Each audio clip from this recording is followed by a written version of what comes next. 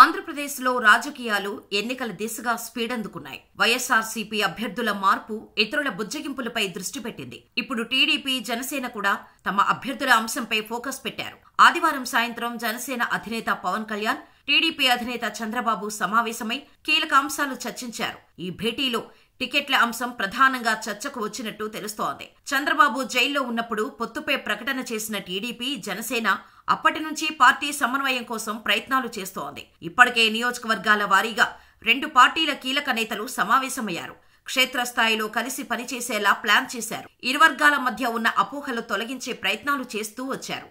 టికెట్ల అంశంపై ఇప్పటివరకు చర్చించింది లేదు. దీనిపై మీడియా సమావేశాల్లో ప్రశ్నలు ఎదురవుతున్నా దాటవేస్తూ వస్తున్నాయి ఇరు పార్టీలు. ఎన్నికలు మరో 3 నెలలు ఉన్నందున ఇకపై దీనిపై నాంచివేత ధోరణి పనికిరాదని భావిస్తున్నారు ఇరు పార్టీల అధినేతలు. టికెట్ల అంశంలో భాగంగా ఆదివారం అధినేతల మధ్య కీలక సమావేశం జరిగినట్టు తెలుస్తోంది. ఈ సందర్భంగా టీడీపీ అధినేత కీలక ప్రతిపాదన తెరపైకి తీసుకొచ్చారు. జనసేనకు ఆంధ్రప్రదేశ్లో 25 అసెంబ్లీ సీట్లు, 2 పార్లమెంటు సీట్లు ఇస్తామని చెప్పినట్టు విశ్వసనీయ వర్గాల సమాచారం. దీనిపై పార్టీలో చర్చించి పవన్ కళ్యాణ్ రిప్లై ఇస్తామని అన్నారట.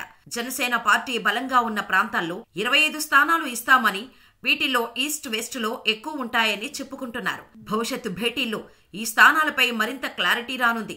ఏ జిల్లాలో ఎవరు ఎక్కడి నుంచి పోటీ చేయనున్నారు, ఎవరికి ఎన్ని సీట్లు, రెబల్స్ బెడద లేకుండా ఎలాంటి జాగ్రత్తలు తీసుకోవాలి అనే అంశాలపై మాట్లాడుకోనున్నారు. పవన్ కళ్యాణ్ కూడా ఆ 2 జిల్లాల నుంచే పోటీ చేసేందుకు ఆసక్తి చూపుతున్నారని తెలుస్తోంది. గతంలో ఆయన గాజువాక, భీమవరం నుంచి పోటీ చేశారు. 2 చోట్ల కూడా ఓడిపోయారు. అయితే ఇప్పుడు ఖచ్చితంగా విజయం సాధించేలా పార్టీ బలంగా ఉన్న స్థానంలో పోటీ చేయాలని యోచిస్తున్నారట. అందుకు 2 నియోజకవర్గాలను కూడా సెలెక్ట్ చేశారని చెప్పుకుంటున్నారు. గాజువాక నుంచి పవన్ పోటీ చేసేందుకు ప్రస్తుతానికి డైలమాలో ఉన్నారని పార్టీ వర్గాలు చెబుతున్నాయి.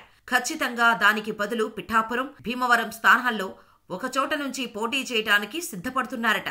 ఇప్పటికే పార్టీ వర్గాలకు దీనిపై సమాచారం ఇచ్చారని అంటున్నారు.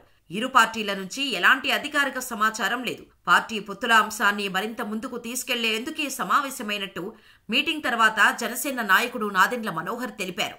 ఇరు పార్టీల అధినేతల భేటీ చాలా సంతృప్తికరంగా సాగింది. అనేక అంశాలపై చర్చలు సుహృద్భావంగా జరిగాయి. వైసీపీ విముక్త ఆంధ్రప్రదేశ్ సాధనే ఉమ్మడి ధ్యేయంగా వచ్చే ఎన్నికల్లో సమిష్టిగా ఎలా ముందుకు వెళ్లాలనే దానిపైన, ఉమ్మడి మేనిఫెస్టోను బలంగా ప్రజల్లోకి తీసుకెళ్లే విషయంలోనూ ప్రణాళికతో ముందుకు వెళ్లాలని నిర్ణయించారు.